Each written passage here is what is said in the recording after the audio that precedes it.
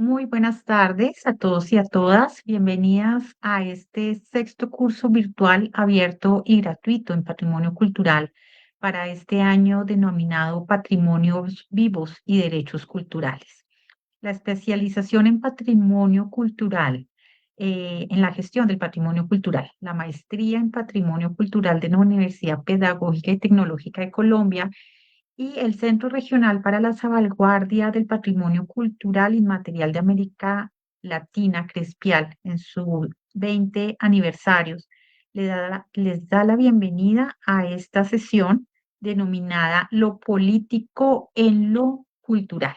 Y para esto tenemos dos invitados eh, de lujo.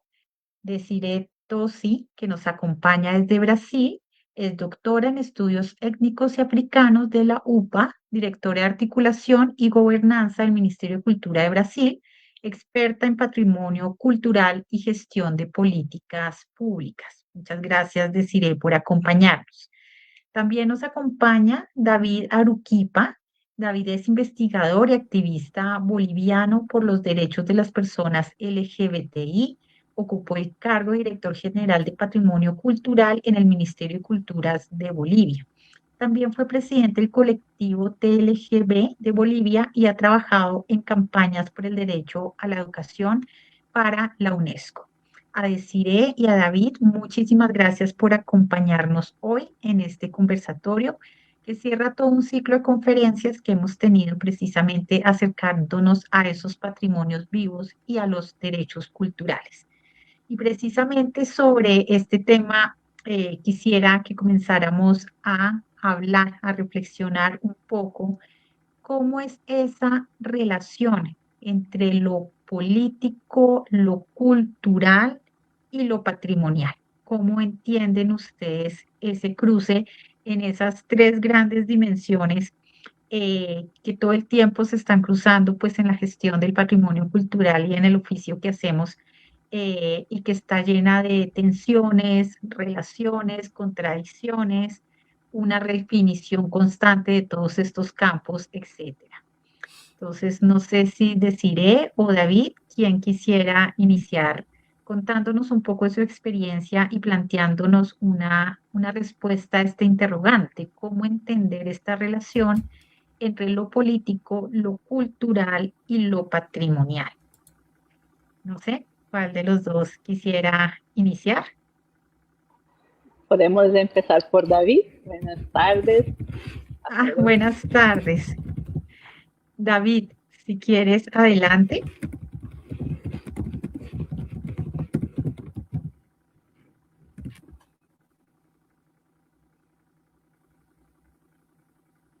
Hola, David. Ya iniciamos con la primera pregunta. Creo que David no nos escucha, entonces deciré si quieres iniciar tú. Bueno, gracias María Angélica por su invitación. Gracias a Crespial y a la Universidad Tecnológica de Colombia. Es un gusto estar con ustedes. Entonces, empiezo a pedir que me perdonen por mi portuñol, pero creo que es posible comprender. Creo que esta maestría trae dos puntos muy importantes para pensarmos el patrimonio cultural por una nueva mirada, ¿sí? Pensar cómo el patrimonio vivo se entrecruza con los derechos culturales es una tarea de todos los investigadores, gestores y todas las personas que hacen trabajo con patrimonio y cultura. Yo creo que les interesa conocer un poco de los casos de Brasil. Estoy ahora en el Ministerio de Cultura de Brasil, pero soy una empleada del Instituto de Patrimonio Histórico y Artístico Nacional de Brasil por más de 16 años, entonces algún tiempo para poder compartir con ustedes algunos ejemplos de casos en que podemos observar lo político que está presente en todas las organizaciones culturales, todas las comunidades con que trabajamos en patrimonio, y cómo este político está intrínsecamente, está íntimamente ligado, conectado con el fazer patrimonial. Gostaria de traer también mi investigación de doctorado, porque trabajo muchos años con patrimonio, me desperté el interés por comprender cómo las comunidades portadoras o cómo las comunidades de pueblos tradicionales del candomblé en Brasil se conectan, negocian con lo Estado, con lo poder público. El poder público tiene una burocracia que es muy distinta de la lógica que las comunidades de candomblé hacen su articulación, cómo geren su patrimonio y su fácil cultural. Entonces empecé a investigar dos casos que en Brasil son emblemáticos, son como referencias para pensar esta relación de sociedad civil e Estado, como el reconocimiento de patrimonio material de comunidades, o que acá llamamos terreiros, como patrimonio cultural de Brasil, o como patrimonio material, que acá llamamos el instrumento normativo de tombamento, que es como una protección apenas o solamente a la estructura material. Es un desafío, es como una experiencia muy distinta para las comunidades, comprender por qué para el Estado el importante son las paredes, el material, la construcción, y no las personas o las prácticas o el conocimiento que está completamente cruzado con esta estructura material. Bueno, para este gustaría de traer son tres conceptos que trabajé en mi doctorado, en mi investigación de doctorado. Uno de ellos es de infrapolítica, que es un concepto de James Scott para comprender cómo los grupos o las personas, los colectivos subalternizados, empiezan a desarrollar estrategias de comunicar su situación de subalternidad o su situación de exclusión a partir de códigos o de símbolos que le hacen comunicarse con las otras personas sin que los opresores, de los dominadores, lo comprendan o que hagan parte de esto. Es muy importante comprender que los grupos subalternizados tienen esta estrategia para comunicarse y para hacer la crítica política, la crítica social de la condición que ellos viven. El otro concepto que es muy importante es el concepto de micropolíticas, ¿sí? Que algunos autores lo utilizan para comprender que cada grupo, cada colectivo tiene sus formas propias, particulares, específicas de organizarse políticamente, de negociar para dentro de sus propias contradicciones, sus propios intereses, y que es importante para comprender cómo estos grupos, estos colectivos se expresan afuera, cómo ellos pueden comunicarse con las los otros grupos y con los otros poderes, incluidos públicos y otros que son de sociedad civil. El tercero concepto que yo puedo trabajar en mi investigación, aquí en Brasil me parece muy importante para estas comunidades de candomblé, es el concepto de sinestesia, son dos en verdad, sinestesia e empatía. Es como en candomblé para que las otras personas de afuera comprendan la experiencia de ser una persona de la comunidad de candomblé o de las religiones afro-brasileñas o de matrices africanas. Es importante que las personas puedan sentir con todos los sentidos. Entonces, para que comprenda la experiencia histórica y social de candomblé, es necesario que ustedes sintan en otras partes de su cuerpo la experiencia de la ancestralidad y de la cosmopolítica que hace candomblé, que está estrictamente vinculada con este concepto de ancestralidad. Las personas son como pequeños pedazos de ancestralidad y portan esta ancestralidad en sus ritos y sus formas de se conectarem como colectivos. Este es importante porque en candomblé perceberse enquanto miembros es importante conectarse con todo, porque todo en candomblé hace sentido y todo está vivo. Por esto, para que un miembro del Instituto de Patrimonio, un investigador, un gestor público comprenda la experiencia de candomblé, es necesario que esté viva y comprenda una parte de candomblé. Entonces, es preciso que comprenda el trance, es preciso que comprenda las relaciones de paternidad y maternidad dentro de esas comunidades, la percepción de parentesco y familia. Entonces, son códigos que estas comunidades se utilizan para convencer o para conquistar las personas que son parte del Estado para adelantar para que hagan parte de la agenda de reconocimiento cultural y para que sus derechos como miembros de la sociedad más abrangente, las sociedades nacionales, estén particularmente percibidos. ¿Qué quiero decir con esto? No es solamente reconocer que las personas de candomblé en Brasil tienen derechos, es hacer sus derechos serem reconocidos en sus propios termos y sus propias especificidades, sus propias condiciones propias de candomblé. Entonces, esto es muy importante para comprender por qué las comunidades candomblé en Brasil están muy interesadas en trabajar con patrimonio, porque estas comunidades o nosotros estamos siempre procurando conocer el patrimonio y hacer parte de los bienes que son reconocidos como bienes, ¿no?, protegidos por la nación.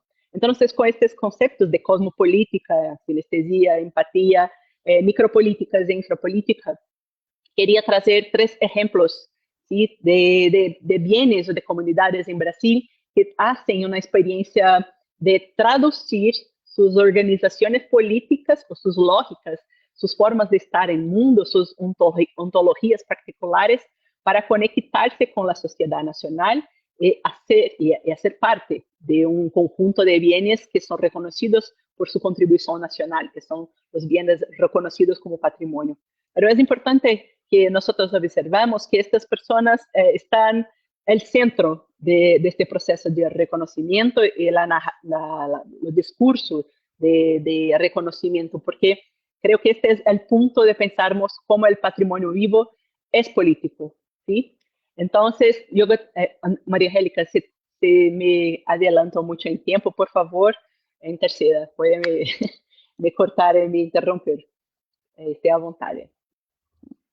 ¿Están comprendiendo mi portuñol? Sí, está ok. ¿Está bien? Sí, está perfecto.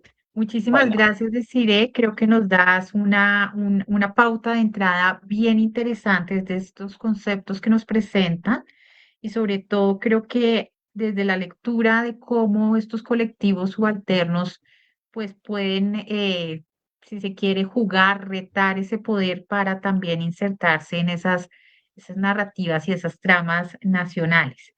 Dándole la bienvenida a David, muchas gracias por estar. La misma pregunta, ¿no? ¿Cómo se entiende esa relación o cómo desde esta experiencia de trabajo se entiende la relación entre lo político, lo cultural y lo patrimonial? ¿Cómo está? Muy buenas tardes, alegres por estar reunidos. Saludos de Cire y saludos a toda la gente. Agradecer a Crespiar por la invitación. Bueno, yo he venido trabajando la fiesta popular, los archivos y el patrimonio como escenarios donde se disputan el poder, se disputan la memoria y se disputan ese derecho a existir. Entonces, yo partiría diciendo que durante mucho tiempo se nos enseñó que la política estaba en los parlamentos, que la cultura en los museos y el patrimonio en los monumentos nacionales, ¿no? Allí. Entonces, pero ya en nuestra experiencia como gestores culturales, mi experiencia misma ha demostrado que, pues, todo lo contrario, ¿verdad? Y eso también desde los trabajos de campo mismo y desde las vivencias que tenemos cada una y uno de nosotros, ¿no? Porque la cultura siempre ha sido política. Eso yo creo que es un primer punto, que la cultura siempre ha sido política porque define quiénes somos, define dónde vivimos, define en qué territorio nos asumimos, quiénes somos visibles y también quiénes quedan fuera de la historia, ¿no? Entonces, ese ha sido uno de los puntos fuertes, ¿no? Para poder entender, ¿no? De cómo el patrimonio no es neutral, ¿no? Porque detrás de cada, lo que decía Desiree, detrás de cada declaratoria existe una decisión política sobre qué memorias merecen ser conservadas y cuáles deberían olvidarse. Entonces, ese es el primer punto de disputa, ¿no? Que justamente en el trabajo que he venido desarrollando en este tiempo es la tensión.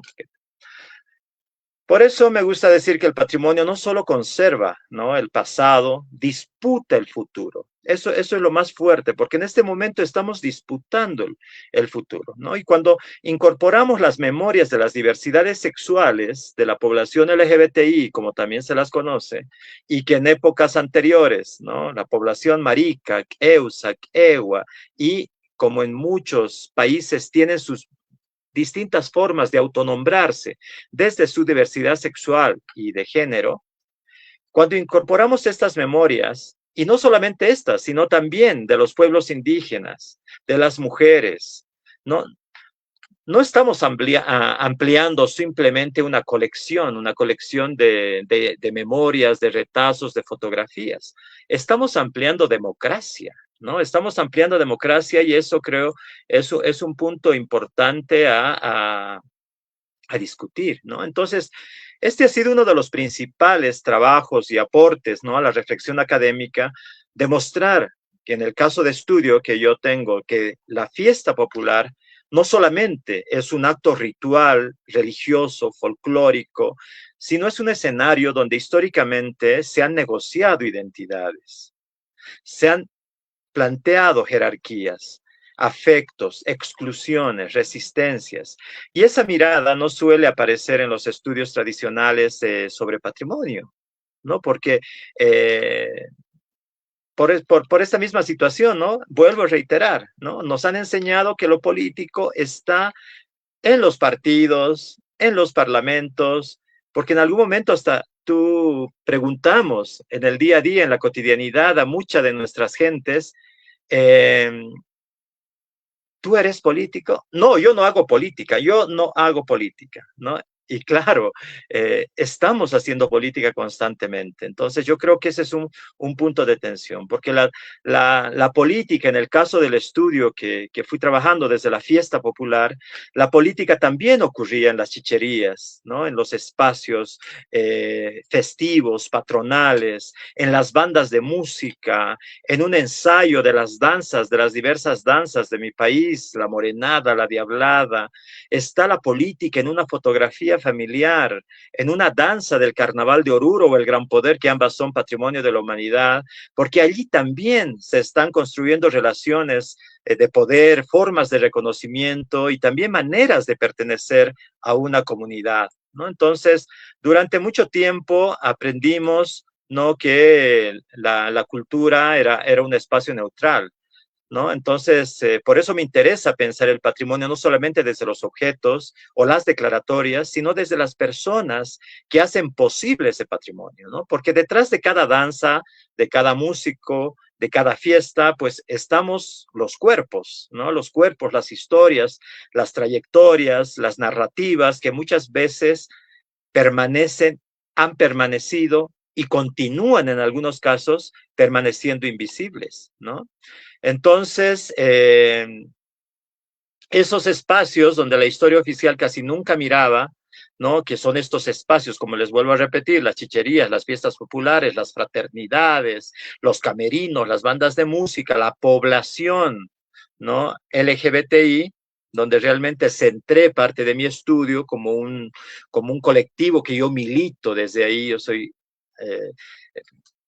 actor político, ¿no? Del movimiento LGBTI en mi país, ¿no? Entonces, ahí sí veo que las personas LGBTI, mucho antes que ser reconocidas por la ley, ¿no? Por una ley que ya había una construcción de formas de ciudadanías desde la cultura, ¿no? Entonces, en ciudades tan conservadoras como en mi país, como Sucre, Cochabamba, Oruro, donde la homosexualidad era perseguida y condenada moralmente, ¿no? Entonces, eso estamos hablando de los años 70, 60, ¿no? Las fiestas populares se convertían en uno de esos pocos espacios donde era posible construir afectos, complicidades y redes de solidaridad, ¿no? Porque en eso sí creo que es importante plantear, ¿no? Que no porque fueran espacios libres de discriminación, sino porque permitían negociar y también generar una alianza de clases también de discriminados, entre discriminados, ¿no? Entonces, ocupar el espacio público y existir colectivamente. Entonces, esa es la riqueza en el caso de los espacios populares, de la marginalidad popular, que ha construido estas redes solidarias, pues ha generado muchas presencias que ahora las estamos traduciendo en estudios justamente, como es el caso de Gerardo Rosas, el Quehua Gerardo, porque en Chuquisaca celebran la danza de la cueca chuquisaqueña, no como un patrimonio cultural de Chuquisaca, pero pocas veces recuerdan que fue un hombre homosexual también entre muchos, que vivió buena parte de su vida, ¿no? En discriminación, excluido y en rechazo de una sociedad profundamente conservadora, ¿no? Entonces, con frecuencia se escucha decir que lo importante es valorar únicamente su obra. No hablemos de que él es homosexual, porque él ha sido artista. Eso es lo importante para la ciudad. Entonces, anulando una parte tan fundamental que justamente, ¿no? Gerardo Rosas, en ese ejemplo, no reduce su legado artístico, ¿no? Al contrario, el visibilizar su homosexualidad permite comprender la enorme valentía que significó crear belleza, crear música, arte, desde la exclusión. Su identidad también forma parte de la historia de la cueca chuquisaqueña. Entonces, si ocultamos esa parte de su vida, el patrimonio queda incompleto. Entonces, por eso esta pregunta a mí me ha gustado mucho, justamente porque es lo que ocurre en muchas de nuestras fiestas populares, justamente, que también profundicé trabajos como en las distintas danzas, como las travestis en la China Morena, por ejemplo, que no solamente es un personaje de la morenada, de una danza de la morenada, también es una memoria travesti, de reivindicación y de lucha travesti. No es la historia de homosexuales en mi país que durante décadas encontraron en este personaje una posibilidad de libertad, de expresar, ¿no? Su vida, su sensualidad y libertad en un contexto que les negaba esos derechos, ¿no? Fuera de la fiesta, ¿no? Entonces, por eso, ¿no? La estética también es política, ¿no? Y desde la fiesta popular se ha hecho, ¿no? Se ha dado una voz a estas presencias que históricamente han sido excluidas, ¿no? Es por eso que ya desde la experiencia concreta en la investigación nació el archivo Quehua, ¿no? Quehua quiere decir torcido en quechua, pero cuando se lo traduce en lo local, en las urbes, quiere decir maricón, así, tan sencillo como eso. Pero Quechua tiene un significado mucho más grande, es aquel que es el conector entre mundos, ¿no? En el mundo indígena, es el conector a nivel musical entre lo agudo y lo grave, es el que da melodía, ¿no? El que conoce el mundo de lo masculino, de lo femenino. Entonces, por eso el archivo Quehua recoge justamente estas entre fotografías, textos, narrativas, trajes, ¿no? Donde cada traje, cada testimonio oral, cada afiche, cada música, ¿no? Construye, ¿no? Evidencia de que las diversidades sexuales en el país han producido patrimonio cultural en Bolivia, ¿no? Entonces, creo que me estoy alargando, pero para cerrar este puntito, ¿no? Entre esta conexión, creo que el patrimonio no es solamente aquello que heredamos, entonces, ¿no? También es aquello que decidimos recordar. Y esa decisión siempre es política, ¿no? Por eso creo que estos tres conceptos están de la mano y hay que entenderlos muy bien, entrelazarlos entre ellos para poder seguir profundizando, ¿no? Estos debates, ¿no? Yo dejaría aquí para seguir con el diálogo. David, muchísimas gracias y muchas gracias, bueno, a los dos por esas posturas tremendamente interesantes que nos descentran precisamente pensar ese patrimonio hegemónico, monumental, congelado en el tiempo, ¿no? Que tal vez no se transforma, pero del que tampoco se hace uso en tanto es un poco como, bueno, que está ahí en el atrio alto, ¿no? Que nadie puede alcanzar, y más bien verlo como una arena de diferentes luchas, ¿no? y de luchas por reivindicaciones, por identidades, por visibilizarse, creo que son puntos de partida muy, muy importantes. Bueno, antes de continuar, yo quiero saludar a las personas de Perú, Argentina, México, Cuba, Venezuela, que nos acompañan hoy, también en la ciudad de Duitama, de Acacías, de Turbaco. Recordarles a todos y a todas que mediante el chat pueden hacer sus comentarios y sus preguntas para participar también de este conversatorio y nosotros se las estaremos transmitiendo a nuestros invitados. A propósito de eso, Joelvi Jiménez nos comenta en el chat: concuerdo con David, la cultura es reflejo de la identidad de un grupo, de una comunidad, una nación. Es el escudo y a la vez la espada que defiende esa identidad. Yo quisiera ahí un poco preguntarles también cómo relacionan ustedes o cómo ven ese tema identidad, eh, subalternidad también y política en clave patrimonio cultural. ¿Qué nos pueden decir respecto a esa relación? No sé, Sire, si te animas tú. Es siempre un gusto escuchar David. Estamos siempre pensando juntos, ¿no? Es muy increíble. Bueno, hay brasileños también en chat. Roberta, un beso, hermanita mía. Sí, creo que hay puntos que el patrimonio, como David nos trajo, como podemos, el reconocimiento de Estado pone algunas cuestiones en la mesa, ¿no?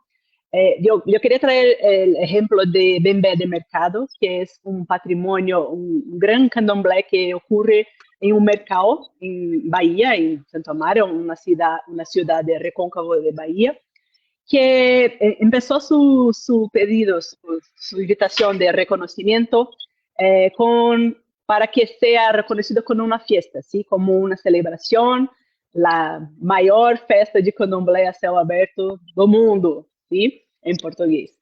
Pero es como el proceso INFAM, el Instituto de Patrimonio, empezó por el reconocimiento de una fiesta que es como una consecuencia de la esclavitud.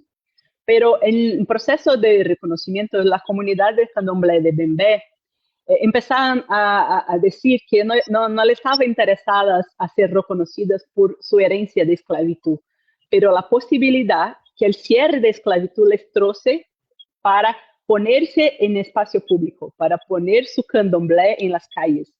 Por eso el Bembé de Mercado no era un patrimonio que estaba involucrado con la esclavitud, y sí estaba involucrado con la libertad, con los procesos de libertad que estaban el día después del documento en Brasil que cerraba la esclavitud como un proceso legal del Estado brasileño.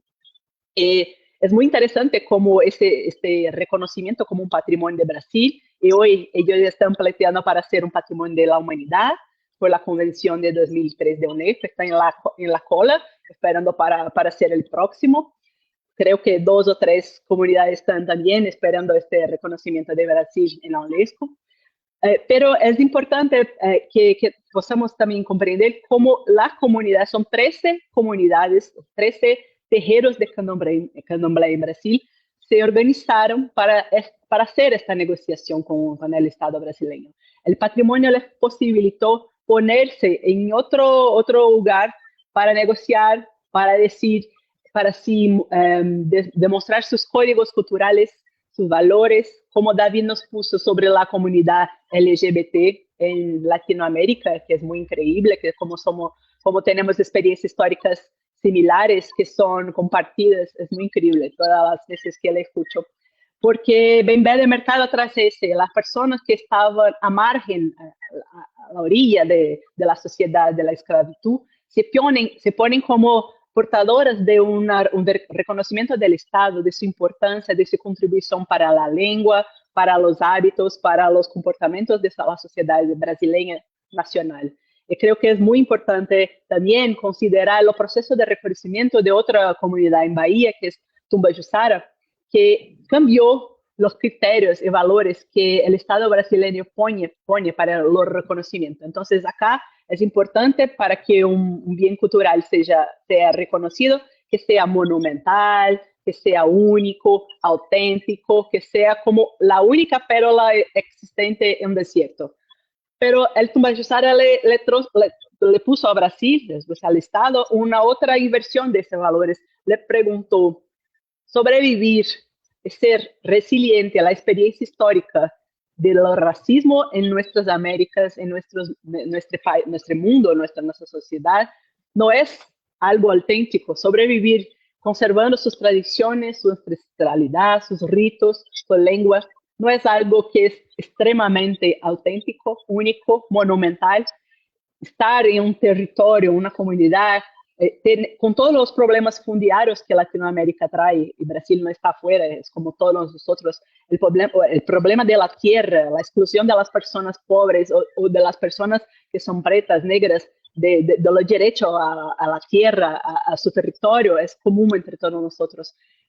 Sobrevivir en un espacio en los centros de Salvador, de una ciudad que fue capital en la colonia brasileña, no es monumental, no es único. ¿Cómo podemos no reconocer esta comunidad como un patrimonio? Entonces, esta comunidad, en su proceso de reconocimiento, usó todos los criterios de conceptos de Estado brasileño al aveso, al contrario, gestionando el valor que estos códigos y criterios de Brasil no es posible traducirse, pero no se aplican de la misma forma para todos los territorios, para todos los grupos y para toda la sociedad.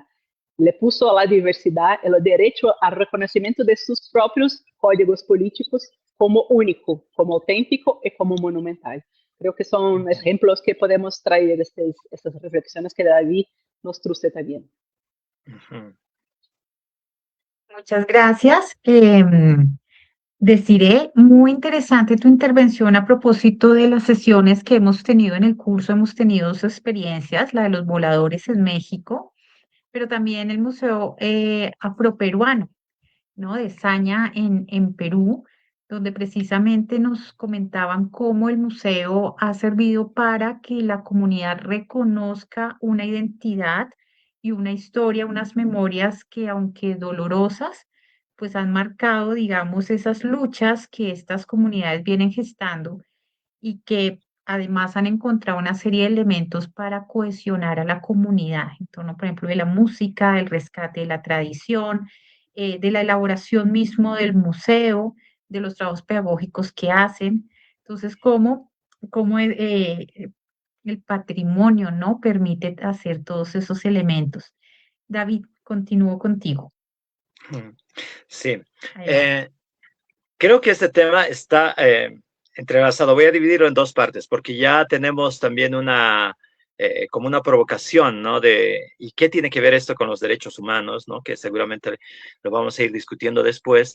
Pero veo ahí cómo la disputa, ¿no? La disputa de qué incorporar en una declaratoria de patrimonio cultural inmaterial se debe incorporar, a quiénes hay que incorporar, y en ese proceso se intenta siempre, en esa disputa de poderes, de hacer una limpieza, un ordenamiento, ¿no? Hasta una ficción, ¿no? Entre el Estado y las identidades, ¿no? Los actores, las actoras, y eso usualmente pasa, ¿no? Usualmente ha ido pasando. ¿Quién escribe los expedientes, ¿no? ¿Quiénes reflejan realmente lo que significa la manifestación cultural que se está planteando? Así como Desiree nos contaba, ¿no? Es una manifestación local, pero de alto valor simbólico y de, obviamente, generación de sororidad, solidaridad y otros aspectos, ¿no?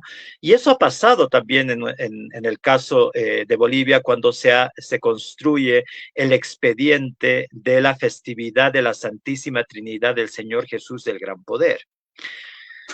Cuando se construye este expediente, pues, ¿quiénes van a introducir? Bueno, los artesanos, bailarines, el Estado, el gobierno municipal, entonces ahí decíamos, pero ¿dónde está el barrio, el territorio, que que el inicio de esta festividad del Gran Poder, de la festividad del Gran Poder en la ciudad de La Paz, pues es un inicio de lucha de clases, ¿no? Es un inicio de un barrio marginal que no podían siquiera ingresar al centro de la ciudad y que constituyen una serie de acciones que primero se validen, se refuercen, hagan alianzas de identidades y clases donde estaban bohemios, bailarines, comerciantes, migrantes, campesinos, homosexuales, travestis, etcétera. Pero para decir, bueno, aquí tenemos que unirnos para, pues, constituir y que nuestra arma de resistencia va a ser la fiesta popular.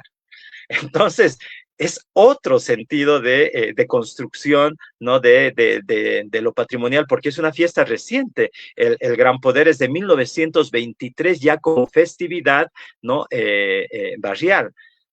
Es ahí donde que surge esta festividad, pero cuando se construye la candidatura, se intenta un poco limpiar estos aspectos, ¿no? De luchas de clase, de presencias y discusiones también de afrobolivianos, de la presencia y aporte de las travestis, la emergencia también y discusión de luchas de género de las mujeres, de las cholas, ¿no? De la cultura chola.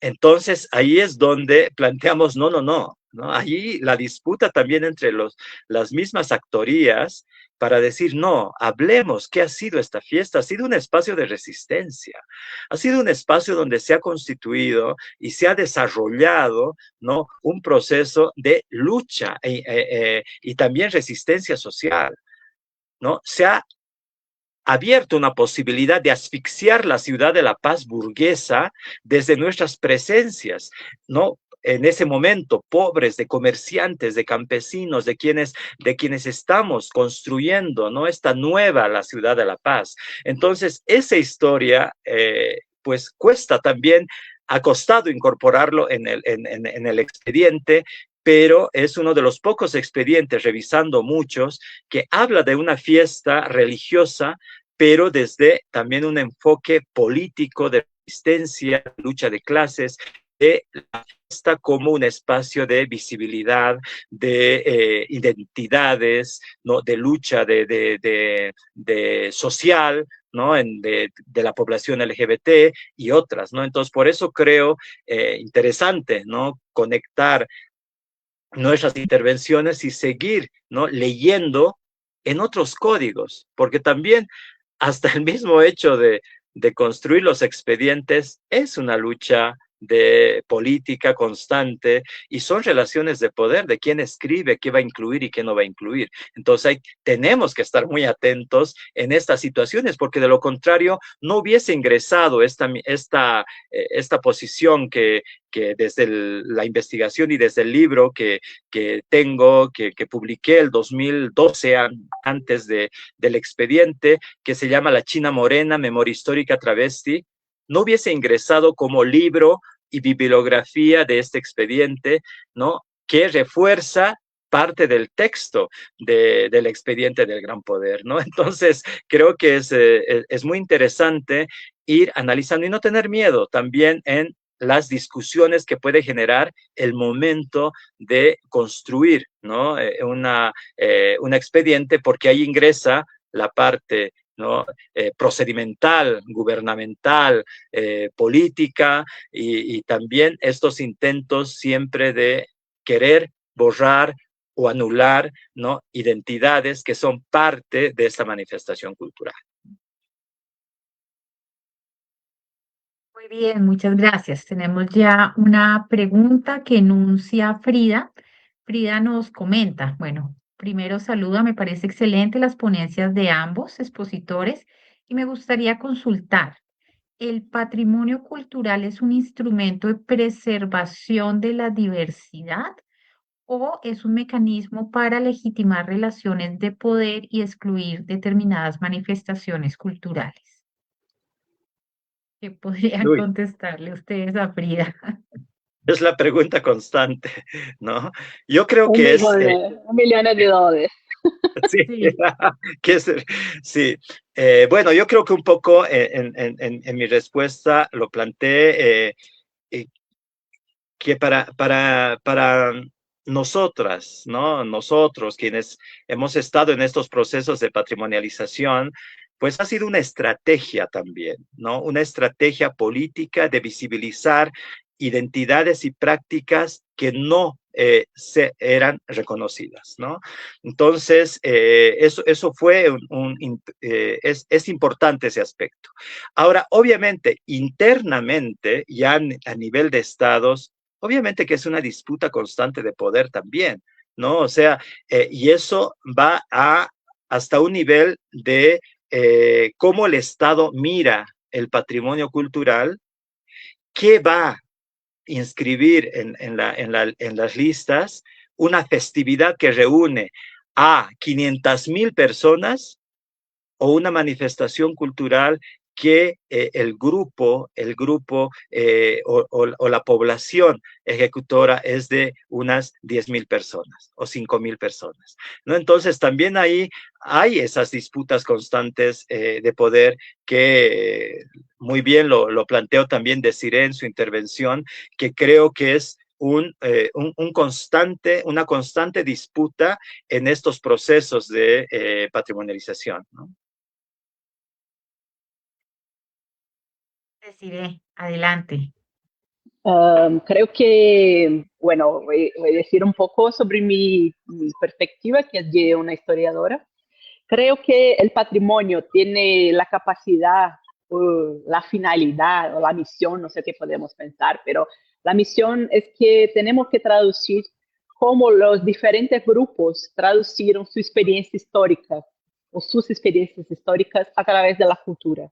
Por ejemplo, podemos perceber que hay muchos grupos en Latinoamérica, en el mundo, que experimentaron el proceso de esclavitud de distintas perspectivas y les traducieron en fiestas, en códigos, en ritos, en formas de organización que le ponen una característica única. Y cuando el Estado reconoce esta riqueza, cuando el Estado le reconoce y le garante los derechos a partir de este punto donde se dice, donde se habla, bueno, es parte de nuestra memoria nacional, por eso tenemos todos que cuidar juntos o compartir esta gestión para cuidarte. Estamos intentando preservar la diversidad, porque nos permite pensar que los grupos son diversos en sus formas de se organizar, de se expresar y tener su propia historia. Pero si haces un proceso de reconocimiento donde estas experiencias únicas no están expresas, no están evidentes, se hace un refuerzo de los mecanismos de subalternización, de discriminación, de exclusión. Entonces, nuestras responsabilidades como personas que trabajan con patrimonio es poder traer estos grupos en la misma camada horizontal de poder, no excluirla como, bueno, vamos a reconocerlo porque esta expresión cultural está muriendo. Sí, vamos a reconocer antes que le acabe y tornarles como un documento folclórico o de una cultura que está en desaparecimiento porque está en sumiso, como está siendo olvidada, porque no tiene espacio en la sociedad moderna o la sociedad contemporánea. Entonces, creo que es una misión del patrimonio garantizar que estas diversidades sean todas reconocidas y expresas. No es un trabajo fácil para los gobiernos porque no tenemos presupuesto, ¿no, David? No tenemos personas para trabajar en las instituciones. Por eso siempre alguien tiene que ser prioritario. Y creo que este es un punto muy importante de poner lo político en el eje de patrimonio y de hacer cultural.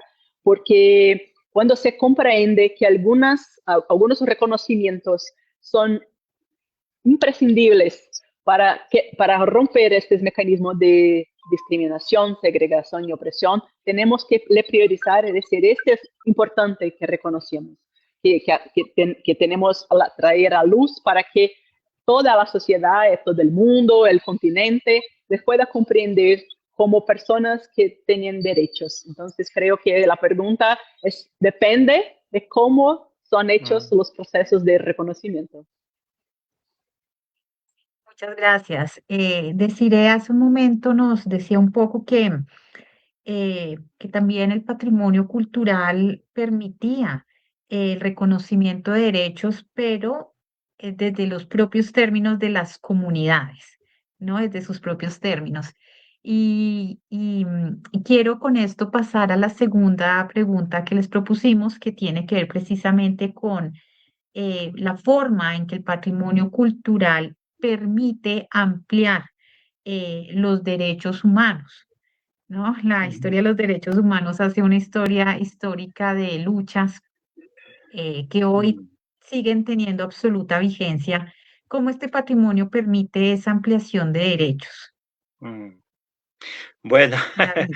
sí, ahí yo creo importante también que debemos desplazar la discusión de los derechos humanos del ámbito exclusivamente jurídico, de conquistas exclusivamente jurídicas hacia el ámbito cultural, ¿no? Porque yo en muchas de las intervenciones no sostengo que lo primero que llegaron, ¿no? Que primero llegaron las leyes y luego cambió la cultura, ¿no? No, más bien creo que ahora estamos discutiendo que es lo contrario, ¿no? Las personas sobrevivieron, las personas resistieron, construyeron ciudadanía desde la cultura, mucho antes de que existiera un reconocimiento legal, ¿no? Entonces, cuando hablamos de derechos humanos, generalmente pensamos en constituciones, en algún caso nuestras constituciones, que obviamente se traduce toda esa lucha histórica ya como parte de la constitución en nuestro país, recién el 2007, en la Constitución de la Asamblea Constituyente, se reconoce, se prohíbe y sanciona toda forma de discriminación por orientación sexual e identidad de género, que luego se aprueba y entra en vigor recién el 2009, ¿no? Entonces, imagínense, ¿no? Entonces, esa es la situación. Cuando hablamos entonces de derechos humanos, pensamos, ¿no? Solamente tal vez a partir de las constituciones, las sentencias judiciales, ¿no? Como en el caso también de un juicio que de la Unión Civil, que también fui protagonista aquí en mi país, pero eso no es lo único, no es que desde ahí, ¿no? El derecho humano existe, ¿no? Entonces ahí yo creo que ya como activista, como investigador, ¿no? La vida misma nos ha enseñado que los derechos humanos se construyen desde la cultura. En ese sentido, durante parte del siglo XX, ¿no? Las personas homosexuales, travestis, trans, no solamente carecíamos de derechos en este caso, éramos considerados un problema moral, ¿no? Una desviación o incluso una enfermedad, ¿no? No olvidemos que eso es a nivel mundial, por eso en algunos casos cuando dice Desiree, parece que estamos hablando un mismo lenguaje, es que son estas lógicas las que han ido pasando en nuestros distintos países, pero con estos elementos fuertes.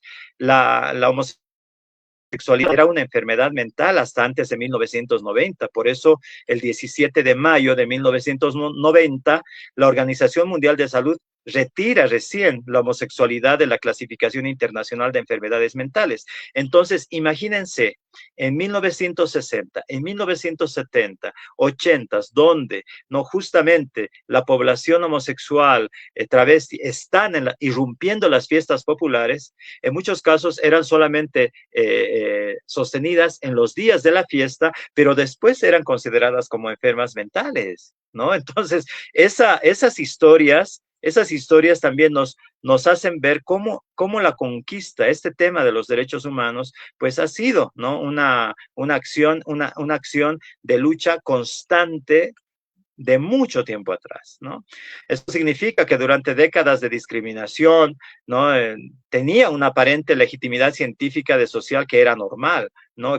Expulsar a un hijo de la casa era pues normal, entre comillas. Intentar corregirlo mediante estas terapias de conversión era normal, ¿no? Ocultar la existencia de un familiar gay o lesbiana y mucho peor si era trans, ¿no? Para evitar la vergüenza social, eso es parte de nuestra historia social. Y también por ello es que muchas de esta historia, de estas dinámicas culturales y estas presencias identitarias, pues no son reconocidas, escritas ni, ¿no? Sostenidas en los archivos oficiales como como un aporte, como una lucha, como una reivindicación y como una transformación social, ¿no? Entonces, por eso creo que lamentablemente muchas de esas violencias todavía siguen existiendo, ¿no? En nuestros países, pero creo que es importante ver este aspecto, ¿no?, de lo cultural frente a este escenario, ¿no?, donde las personas LGBTI no esperamos pasivamente el reconocimiento del Estado, ¿no?, construir espacios propios donde podíamos vivir, crear y resistir. Entonces, por eso la cultura, ¿no?, amplía el campo de los derechos humanos porque hace visible aquello que durante siglos ha permanecido oculto.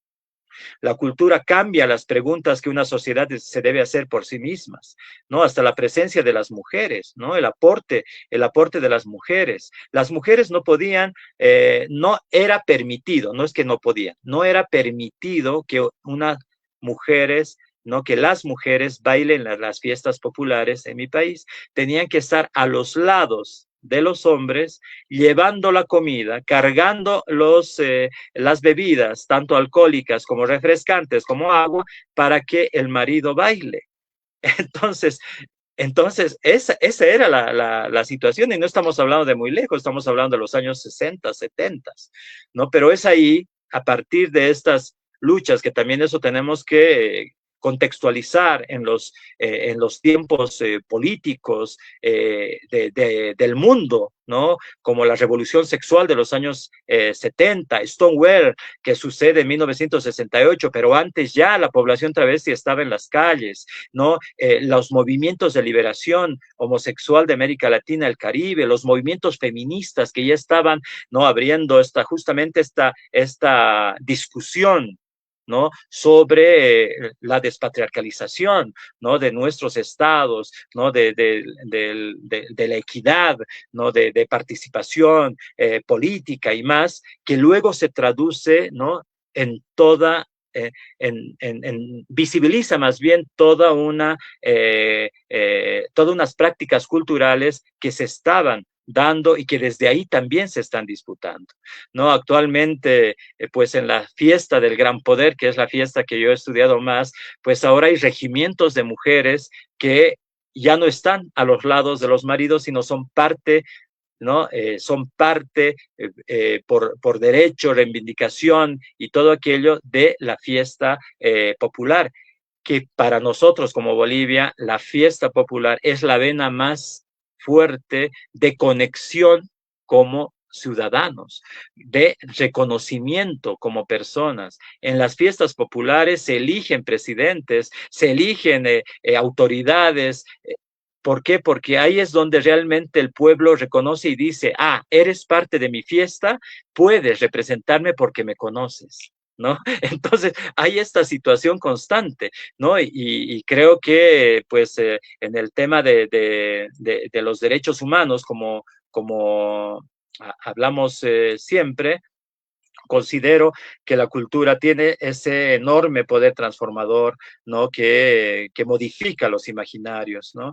Una fiesta popular puede convertirse en ese espacio donde las personas que nunca fueron reconocidas por el Estado encuentren este lugar para existir con dignidad, con sus derechos, ¿no? Entonces, creo que ese es uno de los elementos que actualmente pues tenemos que ir ya trabajando con más profundidad en las distintas manifestaciones culturales que tenemos, ¿no?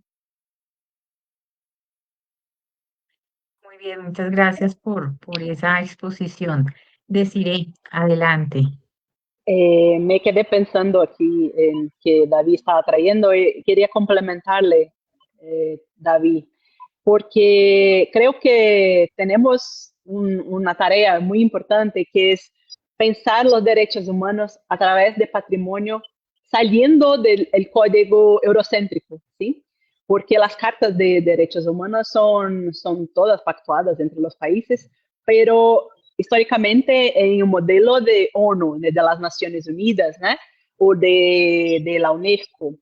Es un riesgo que nosotros miremos para los distintos grupos, y la diversidad tiene este papel, ese rol muy importante, que es cómo no traducir los derechos humanos en conceptos eurocéntricos, ¿sí? Comprender que por veces hay roles distintos en comunidades para mujeres, hombres, para el tercer sexo, para los niños, y que algunos códigos internacionales no pone esta como una lente, una lámina más para que nosotros podamos comprender las distintas formas de organizaciones. Por ejemplo, en pueblos indígenas, por veces las mujeres no tienen el rol de trabajar con la plata, con el dinero. Entonces, para que ellas, en Brasil, por ejemplo, ¿no? Para que ellas lleguen los presupuestos, por ejemplo, del gobierno de Brasil, del sector cultural, es necesario pasar por los hombres, por sus hijos, sus maridos, por sus parentes, sus familiares. Para nosotros que somos mujeres que viven en una sociedad occidental con valores eurocentrizados, es como un shock, una situación, ¿cómo no puede trabajar con la plata, con el dinero? ¿Qué pasa? ¿Cómo esto? Porque en patrimonio tenemos derechos iguales, tenemos que horizontalizar los poderes, las jerarquías, pero tenemos que comprender que hay como estas infrapolíticas, ¿sí? Hay como formas que esta sociedad, que estas comunidades crearon a lo largo de la historia de negociar y de tratar con el Estado. Entonces, tenemos que pensar los conceptos de sociales, de estas distinciones que David nos trae, muy importante, que las fiestas y las celebraciones, ellas tienen el poder de inversión de estos roles sociales, de estas jerarquías, pero es importante para que nosotros que trabajemos con patrimonio estemos atentos para que no hagamos una reproducción de conceptos eurocentrizados para comunidades que no lo son, que tienen otras formas de existir y otros códigos, ¿sí? Entonces, es importante conocer las cartas, las convenciones de UNESCO, de ONU, de los derechos humanos, pero estar atento que cada comunidad, cada territorio trae sí estas relaciones. Y hay una línea muy sensible donde se puede percibir la violencia y la opresión, códigos como David le trae, porque las mujeres están afuera de la fiesta y no adentro. Una línea muy sensible donde se puede mirar su papel estructural para que la fiesta pueda ocurrir. Este es tal vez un papel, un rol muy importante de la patrimonialización, porque nuestros procesos tienen que reflejar estos roles, estos papeles, como se dije, una posición muy perceptible en la política interna de los grupos. Este es fundamental para los procesos de patrimonialización, que podamos comprender, traducir y reforzar que ahí en estos grupos, en ese patrimonio, tenemos la posibilidad de traducir y debatir estos derechos humanos a partir de sus miradas, de sus códigos culturales. No es fácil, no es sencillo, es algo muy, muy difícil y que no tengo respuestas prontas o listas para esto. Precisamente frente a lo que estás diciendo, Desiree, hay una pregunta en el chat que realiza Wilfrido Reyes y él pregunta lo siguiente: de acuerdo con su experiencia, ¿consideran que las políticas de reconocimiento eh, bueno, que los estados han elaborado en beneficio de grupos afrodescendientes, indígenas, LGBTI, garantizan realmente los derechos de estos grupos o son una forma de creer que sí lo están haciendo? Y yo añadiría algo más, en tanto que muchas veces estas políticas buscan una política correcta, ¿no? Mostrar, sí, lo estamos incorporando, estamos reconociendo, pero muchas veces incluso, como lo señala Desiree, desde el desconocimiento de unas prácticas culturales, unas lógicas territoriales y demás que no se tienen en cuenta. Ahí yo creo importante, y me ha gustado la pregunta, ¿no? Porque esa es la pregunta, creo que nos hacemos siempre, ¿no? Que es si las políticas de reconocimiento, ¿no? De las diversidades, ¿no? Tanto de pueblos afrobolivianos, plurinacionalidad, población LGBTI, etcétera, etcétera, garantizan, ¿no?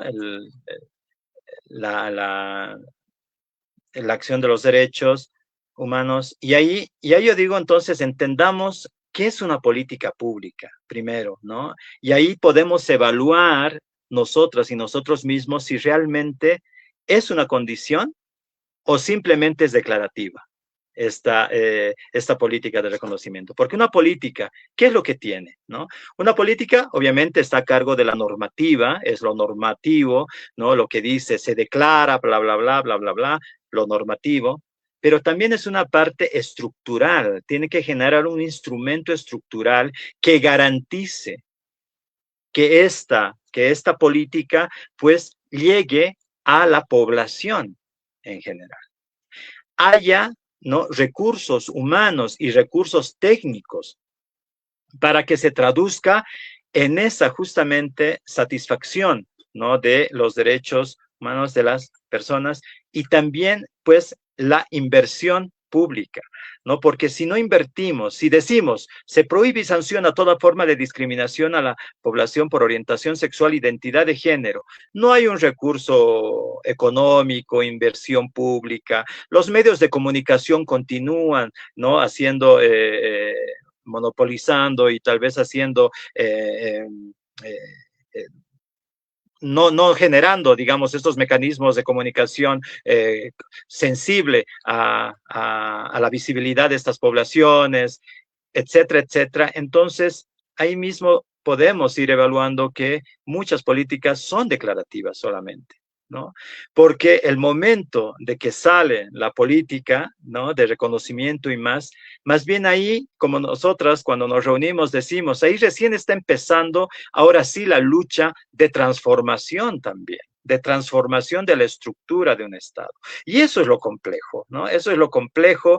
¿Por qué? Porque ahí ya te lleva a otro espacio que en algún momento es la parte burocrática, ¿no?, de cómo reestructuramos con esta nueva política, cómo se inserta dentro de una estructura que justamente está pues construido bajo unos códigos, ¿no?, patriarcales, bajo unos códigos que aún, ¿no?, hay estas jerarquías, ¿no?, exclusiones, discriminación y otras.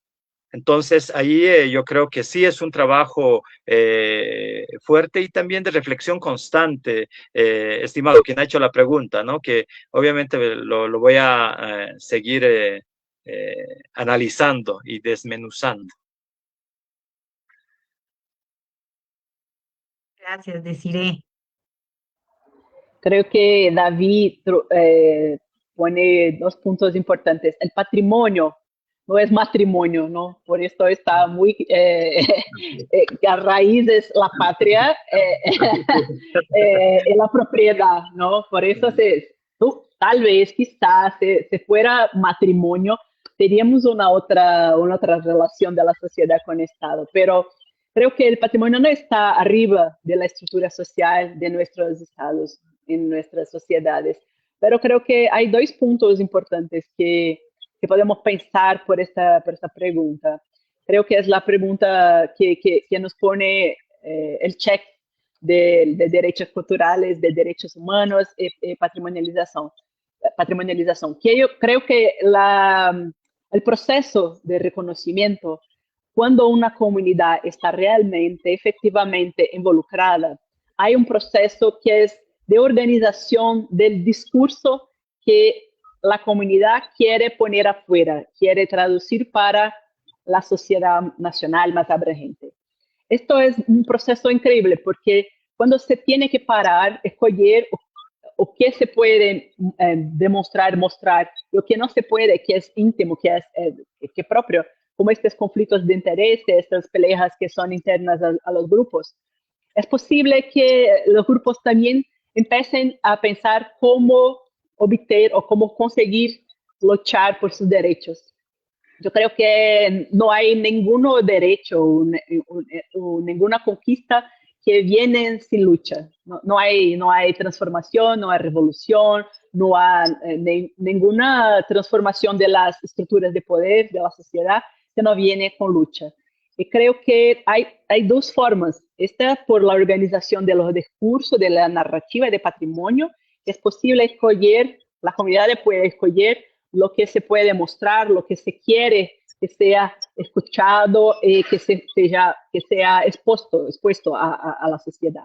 El segundo punto es que el reconocimiento de la contribución cultural de esta comunidad o de estos portadores para la cultura nacional tiene que estar siempre involucrada con otros derechos, como por ejemplo el reconocimiento del territorio, el reconocimiento de derechos autorales, como por ejemplo las patentes industriales, conocimiento de patrimonio genético, el otro que vienen con estas formas tradicionales de hacer cultura, que son muchas veces el patrimonio vivo de nuestros países. Y creo que este reconocimiento tiene que estar siempre involucrado con la permanencia de las condiciones sociales, históricas, económicas que estos grupos tienen para hacer este patrimonio, para hacer estos bienes culturales. Por esto, el patrimonio sí puede ser una forma de garantizar otros derechos, porque si hay una salvaguardia, si hay la concepción de que para que esta expresión, práctica, conocimiento ocurran, es necesario que las personas estén vivas, que estén conjuntas y que estén en sus territorios, es necesario que el patrimonio abra la puerta para otros derechos. Creo que tenemos poquísimos ejemplos en Latinoamérica, afortunadamente.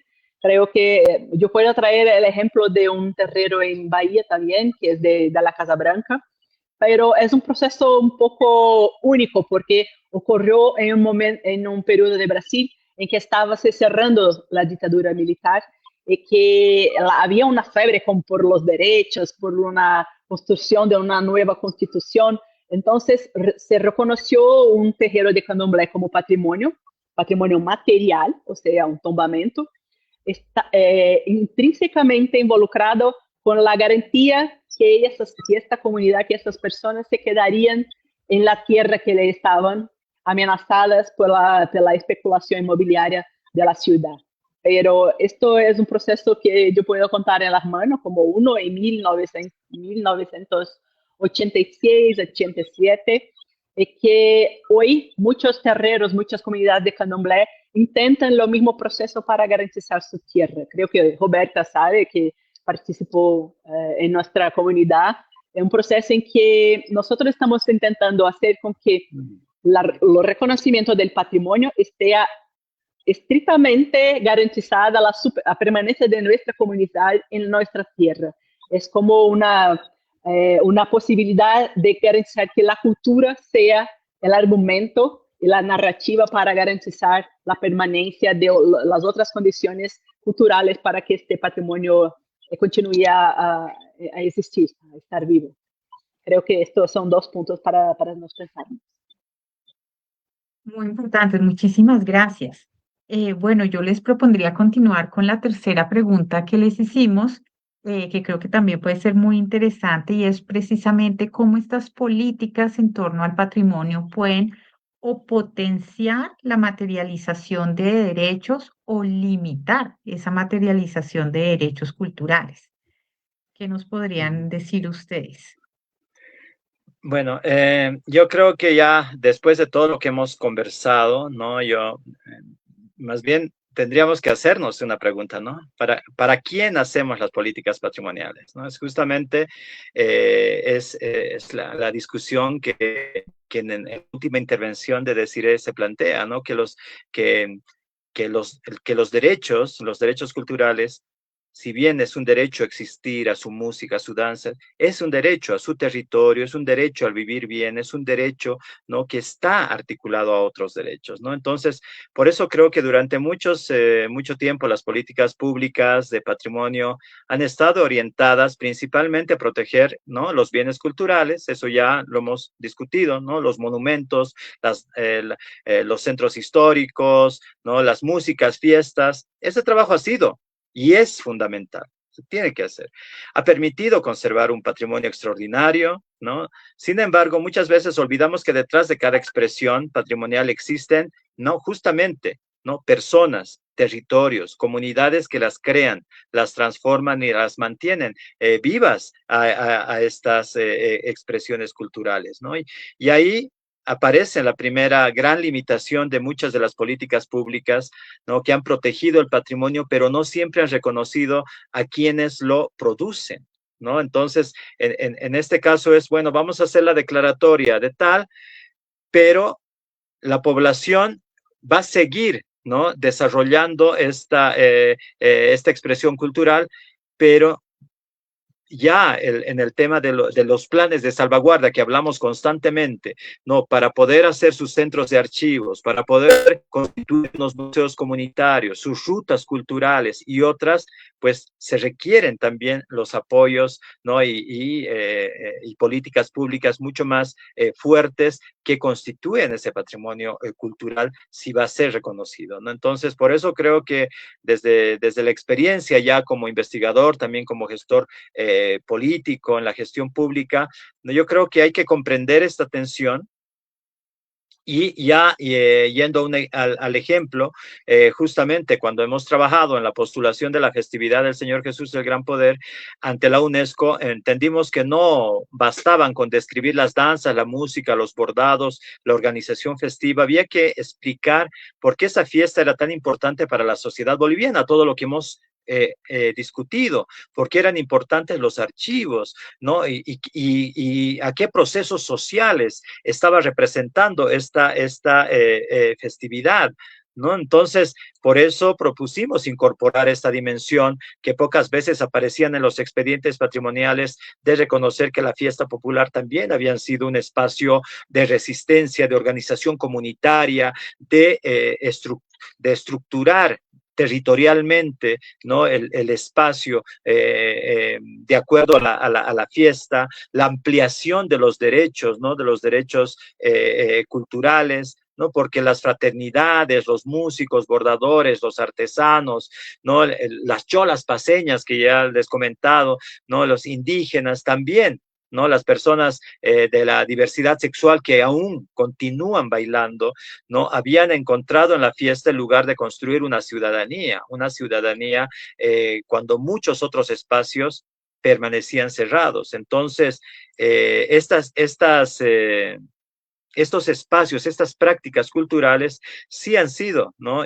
Históricamente los espacios donde se han ido sosteniendo, ¿no? Esta presencia de derecho, y eso es un tema, ¿no? A favor que debería constituirse, ¿no? Este enfoque también fue incorporado al expediente, ¿no? Todo lo que les comento fue incorporado al expediente porque ha permitido reconocer que el patrimonio cultural inmaterial no es solamente esta tradición heredada, sino también una práctica social constante, transformada y dinámica en el tiempo, ¿no? Donde constantemente también se van negociando identidades, se construyen pertenencias y se amplían los derechos, ¿no? Entonces, estos escenarios festivos, ¿no? A partir de toda esta experiencia, ¿no? De declaratoria, pues pasa, ¿no? A formar en un enorme valor simbólico. En el caso de incorporar la China Morena travesti como parte de la fiesta popular, ha sido un tema importante simbólicamente, que ha constituido un tema de derecho, de reconocimiento de una población históricamente excluida. Por eso yo lo veo como una buena práctica, ¿no? Y ahí, a partir de esto, también ya veo que muchas compañeras de América Latina que están en procesos de elaboración de candidaturas no están perdiendo de vista justamente estas prácticas que están siendo borradas dentro de sus expresiones culturales, como en el caso de la tunantada en el Perú. Debe de haber compañeros de la tunantada, tal vez acá, que conocen la festividad de la tunantada, donde la presencia travesti ha sido tan importante y fuerte que en algún momento, ahora, cuando se quiere construir la candidatura, no se trata de invisibilizar y borrar esta presencia, ¿no?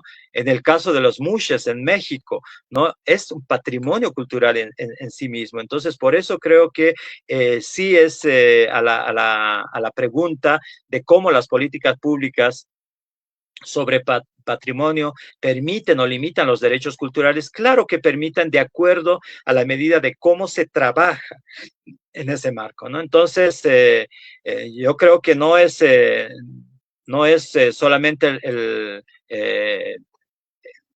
una política pública que puede transformar cuando incorpora nuevas miradas y nuevas voces. Yo creo que hay muchos enormes desafíos hasta en la actualidad, porque muchas de las políticas culturales continúan siendo profundamente patrimonialistas, ¿no? Que solamente se detienen en proteger la expresión cultural, pero pocas veces garantizan las condiciones dignas de quienes la sostienen, ¿no? Entonces, esa va a ser es una tarea constante, y yo creo que estas prácticas de diálogos, de discusiones que se están generando también, pues permiten el poder estar alertas constantemente, ¿no?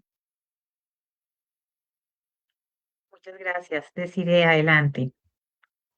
Creo que el patrimonio no es como una ciencia exacta, ¿sí? Pero creo que David nos trae esta premisa de que patrimonio vivo es dinámico y que las comunidades portadoras están siempre actualizando y transformando sus condiciones materiales para que le continúe haciendo la práctica cultural, la expresión cultural o el territorio.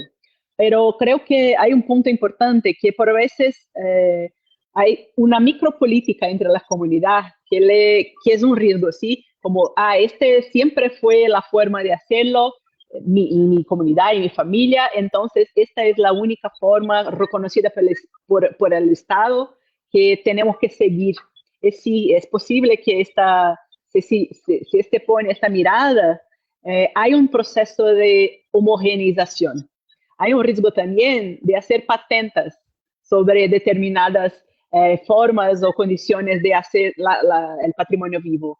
Entonces, por ejemplo, hay un caso en Brasil que son de mujeres artesanas que hacen con el barro panelas. David, ¿cómo se fala? Sí, sí. ¿Sí? Sí, ollas, bueno, ¿no? Utensilios, ¿no? De cocina. Utensilios domésticos, sí, utensilios de cocina, con esta materia prima. Pero hay un mangue, un lugar específico donde se extrae esta materia prima para hacer este utensilio doméstico y que se está cerrando con las transformaciones climáticas y con el esgotamiento de los recursos naturales por los hombres. Entonces, ¿cómo hacerlo esta práctica que está como patenteada por esta comunidad ser sustentable? No es posible, tiene que se transformar, tiene que se adaptarse. En Brasil usamos el término resiliencia, no sé si hace sentido en español, pero es como adaptarse, conservando un centro, algo común que es el cerne de la cultura, adaptarse a una nueva condición ambiental o condición económica. Por esto es necesario que los estados, los países, cuando piensen sus políticas de patrimonio vivo, traigan siempre una estrategia o instrumento para hacer estas planificaciones a corto, medio y largo plazos para largo plazos, que tiene que pensar cómo estos bienes, cómo estas comunidades portadoras tienen que sobrevivir su patrimonio para allá de la presencia o de presupuestos estatales del público, porque es un riesgo dos. ¿No? Sí, es la patenta, el segundo riesgo es como dejar al Estado la responsabilidad de la manutención o salvaguarda de una práctica cultural, que es algo que no podemos, no es posible que nosotros como gestores de patrimonio incentivemos o ponemos que estimular que las comunidades portadoras lo hagan. Es importante mantener la diversidad de fuentes de sustentabilidad, de ejecución de este patrimonio. Porque sí, es posible que a las personas, los grupos, le ponen la carga del Estado a la manutención y que se transformen en procesos homogéneos, cristalizados, que no comprendan las dinámicas que tienen las comunidades portadoras para hacer estas prácticas culturales. Creo que tenemos que pensar en esto. Sí. Muchas gracias. Bueno, hoy tenemos una sesión un poco más corta, entonces encuentro aquí dos preguntas que realiza Liz Carolina y la otra que realiza Igi Obregón, que me parece que van un poco en la misma línea y que puede ser interesante para cerrar un poco la sesión y que tiene que ver precisamente si es posible que las poblaciones hagan este proceso de reconocimiento de sus identidades, de su cultura, de sus patrimonios, un poco al margen de lo estatal y de lo institucional, ¿no? Mm, Nos dice Lisa acá como que no dependa necesariamente políticas públicas tardías y burocráticas. mm. ¿Eso En es muchos posible? casos, sí, sí. Yo creo que en muchos casos, o sea, la cultura, las manifestaciones culturales, las prácticas culturales han pervivido sin siquiera un reconocimiento. Y van a seguir existiendo muchas de estas prácticas, ¿no? Por eso yo creo que las políticas públicas, si bien deben crear mecanismos para proteger, fortalecer y financiar, ¿no? Cómo se desarrollan estas manifestaciones culturales propias en las comunidades, ¿no? O sea, no necesariamente es una apropiación de esta manifestación cultural para, ¿no? En muchos casos para beneficio del Estado antes que de la comunidad. Entonces, por eso esas tensiones que hay que estar siempre alertas, ¿no? Porque si cada manifestación cultural, cada práctica cultural se fortalece, se protege, se salvaguarda en la misma comunidad, con una reflexión interna de salvaguardia, obviamente que no hay ni siquiera una necesidad de patrimonializar y en algunos casos hasta ha habido ejemplos, ¿no? Que Desiree debe tener tantos que nos comentó uno al inicio, de que hay muchos que dicen, no, nosotros estamos bien porque ya tenemos nuestra forma de proteger, de salvaguardar nuestra manifestación cultural que no queremos que sea patrimonio de la humanidad. Gracias. Entonces, es también un derecho de decidir, ¿no? Es un derecho a la decisión, ¿no? Porque el patrimonio es un instrumento para fortalecer, ¿no? La democracia, si quiere, ¿no? Pero no es un fin en sí mismo. Eso yo creo que es importante entenderlo.